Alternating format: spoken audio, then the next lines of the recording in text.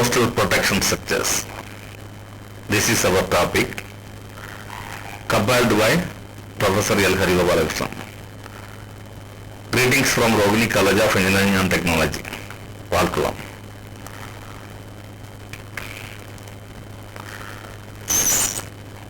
What is coastal protection? Protection of coast and the shore against the erosive forces of waves, currents and storm surge can be found in many ways, and protection of coast areas against flooding too.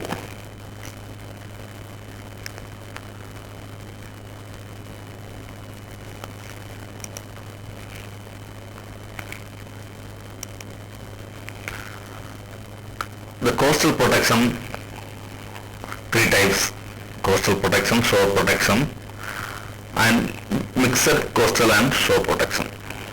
What are the coastal protections? Seawall, revetment, emergency protection, bulkhead are the coastal protection. What are the shore protection?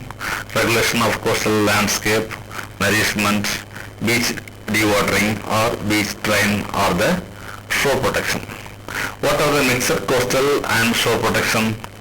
Groins, detached breakwater, headlands, first beach, cove and artificial pocket beach are the mixed coastal and shore protection. What are the coastal protection structures? We can see one by one.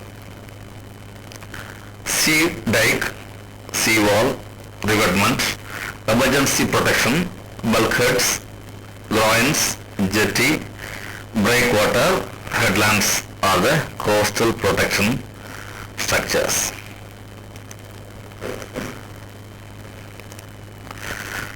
Sea dike. What is sea dike? Sea dikes are onshore structures with the principal function of protecting low-lying areas against flooding. Sea dikes are usually built as a mound of fine materials like sand and clay with a gentle seaward slope in order to reduce the wave run-up and the erodible effect of the waves. The surface of the dike is covered with grass, asphalt, stones or concrete slabs. This is the image of sea dike. This is very close to the shoreline.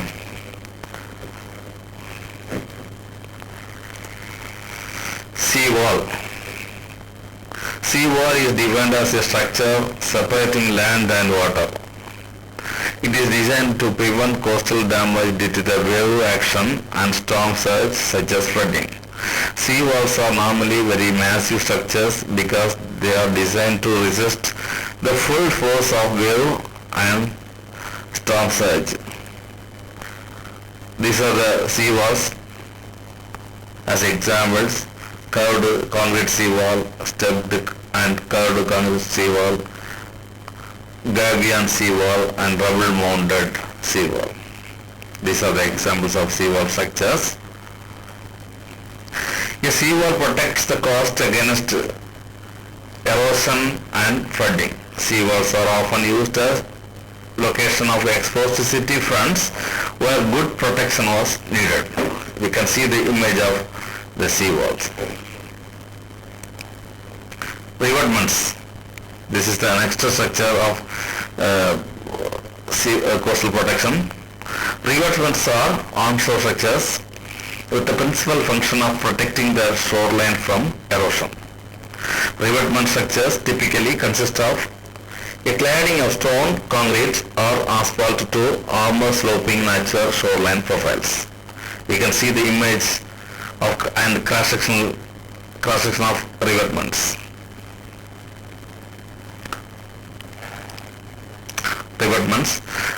Revetments can be an exposed as well as a buried structures. Rubble mound revetment, interlocking concrete slab revetment and gabion mattress revetment at foot of lake as the examples.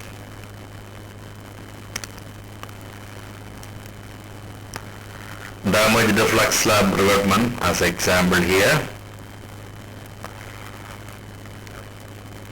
These are the examples of concrete block revetments, gabion revetments, and geotextile and tubes revetments, grain bags and piles revetments. A revetment is a passive structure which protects against erosion caused by wave action, storm surge and currents.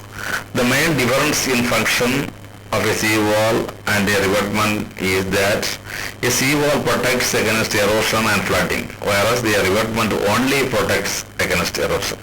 Revetments are used on all types of coasts.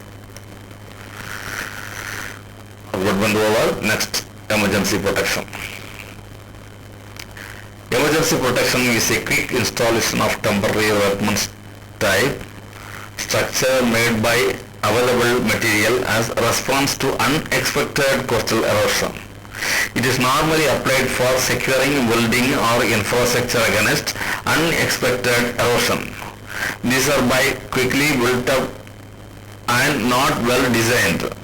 The types are rock dumping, sandbagging, dumping of any other easily available material nearby.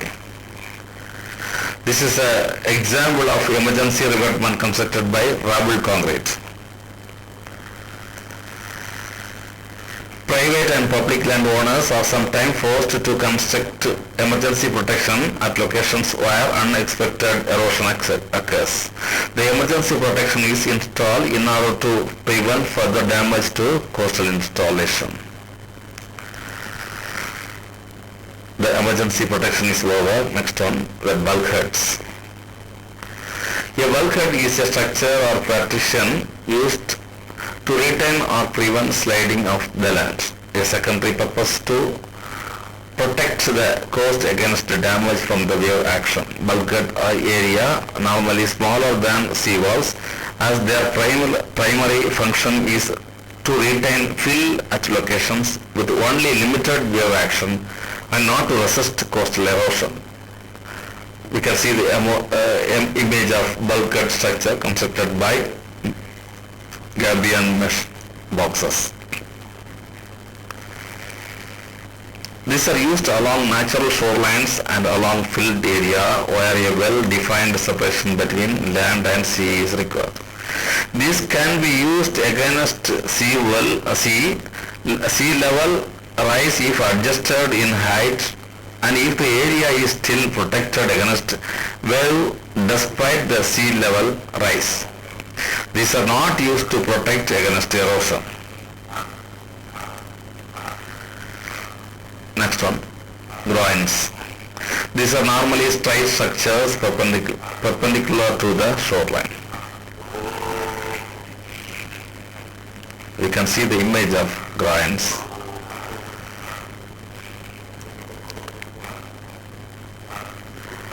Groins field.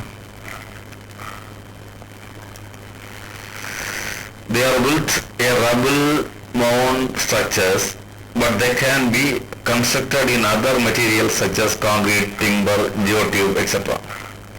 These are generally applicable against chronic erosion, as groins are active when there is a net longshore transport.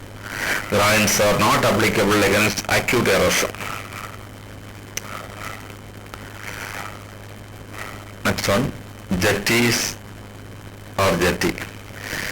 They are shore normal stone structures commonly used for training navigation channels and establishing inlets. They prevent intrusion of long shore sediment transport. They cause higher flow velocity that cover the channel to a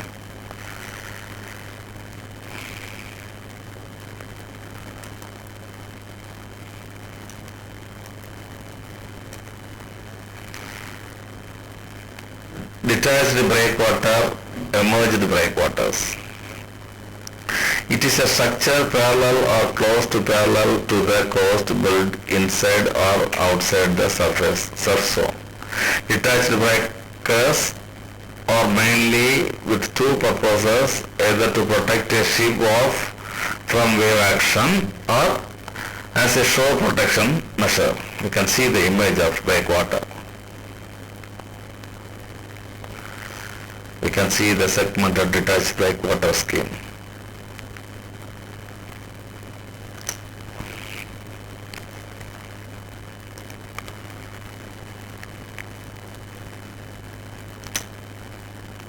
Coastal breakwater which has formed Tombola.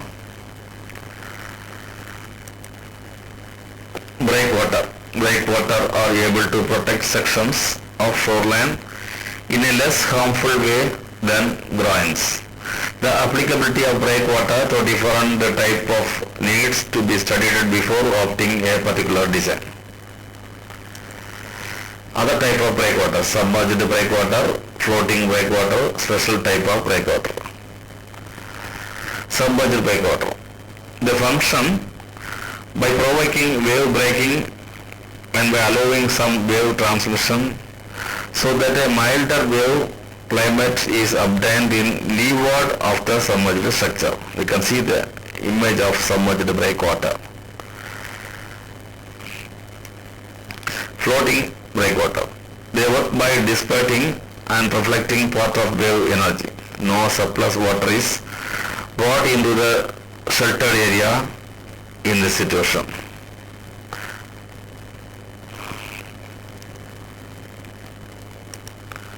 Special type of breakwater. Various specially designed concrete element type submerged and permeable breakwaters and flexible tube breakwater have been introduced into the market. Geotextile tubes for breakwaters and beach restoration in Mexico as example here. Headlands or modified breakwater. A series of breakwater and groins constructed in a attached fashion. You can see the image of headlands.